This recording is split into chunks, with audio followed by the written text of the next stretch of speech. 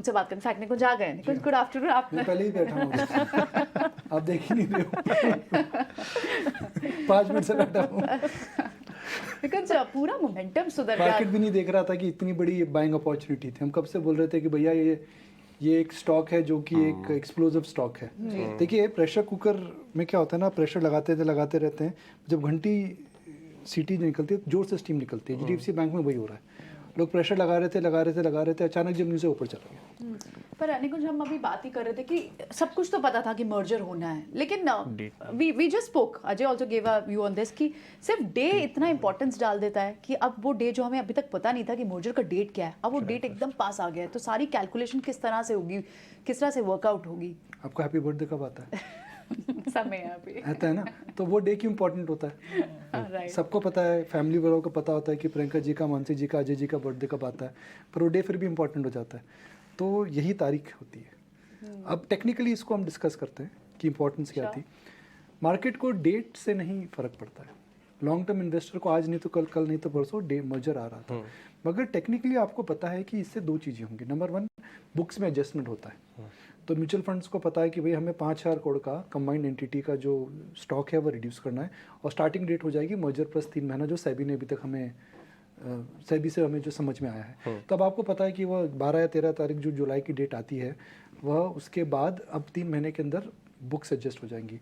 दूसरा, end moment पर कहीं कोई रेगुलेटरी अप्रूवल्स की प्रॉब्लम नहीं आई है। हालांकि सारे अप्रूवल्स आ चुके हैं, मगर हम कहते हैं ना कि जब तक आप लक्ष्मण रेखा पार नहीं करते हैं, रेस चालू रहती है। Like they say that a match is not over till the time the last ball is bold.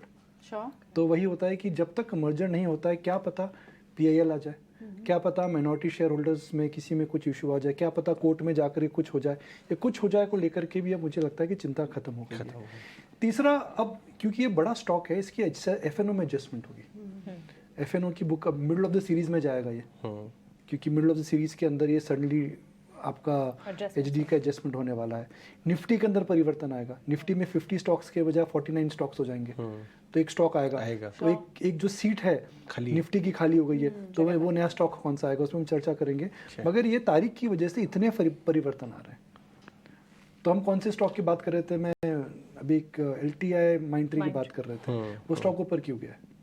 देखिए इंट्राडे लोगों को ऐसा लग रहा है कि शायद उसका 2.5% इंक्लूजन हो जाएगा। इंट्राडे में ही गया। तो अब जब 50 सीट्स हैं, 50 सीट्स की 49 सीट्स हो गई, एक सीट खाली हो गई, तो एक तो कोई नया स्टॉक आएगा, कुर्सी खाली हो गई ना जी, तो नया तो आएगा कोई। बिल्कुल। तो जब कुर्सी खाली होगी, नया कोई आएगा, तो वो स्टॉक कौन सा आ सकता है? तो उसको लेकर के मार्केट में अब स्पेकुलेशन चालू होगी। आप कैसे कह सकते हैं डेट इंपॉर्टेंट नहीं है? कितनी ज़्यादा स्पेकुलेशन यहाँ पर, कितना कुछ हो रहा है, कितनी ट्रेडिंग हो रही है। दैट इज समवेयर LTI माइंट्री इसमें LTI माइंट्री को लेकर के मेरा व्यू नहीं है, मतलब मैं तो भी बाजार का व्यू बन रहा है। बाजार में नुमामा का एक रिपोर्ट आया, लिंक भी करवाई उसके ऊपर, कि निफ्टी में आने के क्राइटेरिया क्या है? ये खाली सीटें बैठेगा आके, क्या है बैठ सकता है? ये रिपोर्ट आ गई, मैं तो फ्लैट्स देख रहा था अभी। तो कैसे डेट इंपॉर्टेंट नहीं है प्रियंका जी? कितनी ज्यादा मैटर करती है। एक मर्जर तीन शेयरों पर यहाँ पर HDFC लाइफ का शेयर चल गया है। HDFC लाइफ का शेयर क्यों चल गया? HDFC लाइफ के अंदर भी काफी चेंजेस आएंगे सब्सिडरी लेवल को लेकर के, तो वहाँ के शेयर होल्डर्स को भी चेंज होगा। आप कहते हैं डेट 52 वीक हाई पे HDFC लाइफ। डॉक्टर साहब पूरे साल का दिखाइए चार्ट। अभी हम डिस्कस कर रहे थे कि ये स्टॉक 52 वीक हाई पे पहुंच गया HDFC life, completely under owned से, बिकॉज HDFC लाइफ अब HDFC बैंक की सब्सिडरी हो जाएगी। HDFC लाइफ अब HDFC बैंक की सब्सिडरी जब हो जाएगी, तो उसकी कैपिटल रिक्वायरमेंट, उसे share holding patterns, disclosure norms, देखिए HDFC बैंक जब हो जाएगा, HDFC लिमिटेड की सारी सब्सिडरीज HDFC बैंक की सब्सिडरी हो जाती हैं।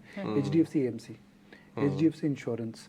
अच्छा, उससे पहले HDFC लाइफ ने अभी एक पी इन्वेस्टर को अपना नॉन बिजनेस क्रेडिला का जो 2 दिन पहले बेचा है, शायद वो भी इसी सिलसिले में दिया है। और प्रियंका जी का डेट इंपॉर्टेंट है। बस देखो इसकी सिग्निफिकेंस किस तरह से देखे, जस्ट एक डेट से देखो क्या हो गया। जस्ट वन थिंग, और वेटेज है HDFC बैंक का 14% वेटेज है। अगर ये चल गया तो एक तभी इंडेक्स भी ऑल टाइम हाई 2 पॉइंट से आप मिस कर जाओ, 10 पॉइंट से मिस कर जाओ, औपचारिकता है। बट आपको ये समझना है कि एक सोया हुआ बड़ा हैवी वेट अगर अचानक मेन स्ट्रीम पर आ जाए, तो अभी क्या हो रहा था कि अगर 2-3 दिन तक मार्केट और ऊपर नहीं जाते ना, तो मार्केट में शॉर्ट सेलिंग आ जाती, बिकॉज FI बेच रहा था, मार्केट थोड़े टायर्ड लग रहे थे। हम सुबह बात भी कर रहे थे कि भाई जो पेड़ है उसको थोड़ा झटका दीजिए, फटीग हो गई, फटीग हो गया है। तो अब एक अचानक बुल्स को एक कारण इंजेक्शन मिल गया एक तरह से, और अब शॉर्ट सेलर सोचेगा या ऑल टाइम हाई के आसपास दोबारा देखते हैं, तो ये मार्केट थोड़ा सा और ऊपर चल गया। कितना है जी अभी? 18,800 के ऊपर। 18,810। अब कल एक्सपायरी है और 60-70 पॉइंट, क्योंकि थर्सडे की वेंसडे को एक्सपायरी हो गई, तो आपके प्रीमियम्स में चेंज आएगा, तो उसकी वजह से शॉर्ट सेलिंग हो सकती, शॉर्ट कवरिंग हो सकती है, तो निफ्टी ऑल टाइम हाई बनाएगा।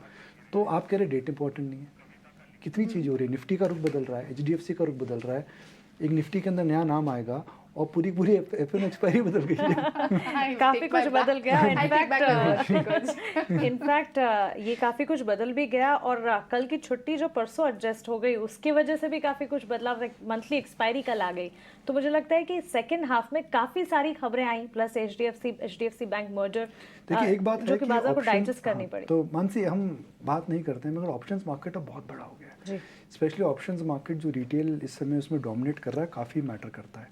और वह जो टिक्स आप देखें तो वह ₹1 का स्प्रेड, ₹2 का स्प्रेड, ₹3 का स्प्रेड, ₹4 के स्प्रेड पे आजकल ट्रेडिंग हो रही है।